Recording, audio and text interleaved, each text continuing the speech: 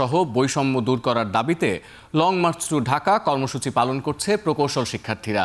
সারা দেশ থেকে আসা শিক্ষার্থীরা রাজধানীর ব্যস্ততম শাহবাগ মোড় অবরোধ করেছেন। যদিও জনপ্রশাসন সচিব জানিয়েছেন এ নিয়ে আন্দোলনের প্রয়োজন নেই, আবেদন করলে সমাধান সম্ভব। এ নিয়ে আরও জানাতে সরাসরি যুক্ত হচ্ছেন সহকর্মী হাসিব বিল্লাহ। হাসিব, জনপ্রশাসন সচিবের মন্তব্যের প্রেক্ষিতে আন্দোলনরত শিক্ষার্থীদের প্রতিক্রিয়া কি? অবরোধ কতক্ষণ চলবে আর যান চলাচলের কি অবস্থা জানাবেন।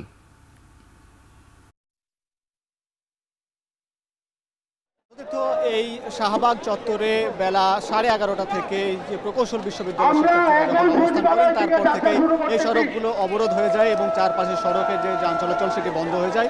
এবং এই শিক্ষার্থীরা এখানে যখন বুয়েটের শিক্ষার্থীরা আছেন, এখানে ঢাকার বিভিন্ন বেসরকারি বিশ্ববিদ্যালয়ের শিক্ষার্থীরা এখানে এসে যুক্ত হয়েছেন এবং ঢাকা কলেজের শিক্ষার্থীরা, এছাড়া এমআইটির শিক্ষার্থীরা এবং এছাড়া আপনাকে জানিয়ে রাখি ঢাকার বাইরে থেকে রাজশাহী এবং খুলনা প্রকৌশল ও প্রযুক্তি বিশ্ববিদ্যালয়ের শিক্ষার্থীরা তারা সড়ক পথে এসে যোগ দিয়েছেন এবং এছাড়া আরও বেশ কিছু বিশ্ববিদ্যালয়, পাবনা বিশ্ববিদ্যালয়, প্রযুক্তি বিজ্ঞান প্রযুক্তি বিষয়ের শিক্ষার্থীরা এখানে এসে যোগ দিয়েছেন। আসলে তারা সবাই দীর্ঘদিন ধরে তারা 3টি দাবি জানিয়ে আসছিলেন। সেই দাবিগুলোতে তারা আজও সোচ্চার এবং সেই দাবি পূরণ না হলে তারা সারা দিন যতক্ষণ না দাবি মেনে নেওয়া হবে ততক্ষণ পর্যন্ত তারা এই কর্মসূচি চালিয়ে যাবেন। এই মুহূর্তে আমরা দেখতে পাচ্ছি তারা কিছুক্ষণ আগে, আরও আধা ঘন্টা আগে ঘোষণা করেছিলেন যে সরকার যদি কোনো আশ্বাস না দেয় অথবা উপদেষ্টা পরিষদের সদস্যরা যদি এখানে না আসেন তাহলে তারা সচিবালয়ের উদ্দেশ্যে রওনা হবেন। ঠিক তাই দেখছি আমরা।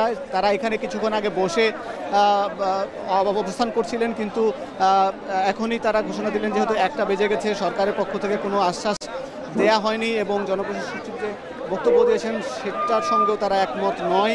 এজন্য তারা সচিবালয়ের উদ্দেশ্যে রওনা দেওয়ার প্রস্তুতি নিচ্ছেন এবং তারা 3টি দাবি করছেন। সেই দাবিগুলো হচ্ছে যে 9ম গ্রেডে যেখানে মূলত সহকারী প্রকৌশলী হিসাবে যারা নিয়োগ পান সেখানে কিন্তু ডিপ্লোমা যারা পাশ করে 4 বছরের যে কোর্স, সেই কোর্সের শিক্ষার্থীরাও তাদের একটা কোটার সুযোগ থাকে যেখানে 33% থেকে 100%-র মধ্যে তারা এখানে নিয়োগ পান। আসলে সেটি অন্যায্য বলছেন, তারা দাবি করছেন যে এই কোটা সিস্টেম বিলুপ্ত করতে হবে। 24-এ যে আন্দোলন সেটির বিরুদ্ধে হয়েছে। এছাড়া একই সঙ্গে তারা বলছেন 10ম গ্রেডে বিসিএসের যে শুধুমাত্র এই ডিপ্লোমা শিক্ষার্থীরা যে আবেদন করতে পারেন সেই সুযোগটি বাতিল করতে হবে এবং সেখানে উভয় যে প্রকৌশল এবং ডিপ্লোমা উভয়ের যেন সুযোগ রাখা হয় সেটি বলছেন। এছাড়া অনেক ডিপ্লোমা শিক্ষার্থীরা ইঞ্জিনিয়ার নাম যোগ করেন, সেই ইঞ্জিনিয়ার তারা যোগ করতে পারবেন না যেহেতু ম্যাথস এবং ম্যাথসের শিক্ষার্থীরা যেমন ডাক্তার শব্দটা ব্যবহার করতে পারেন না।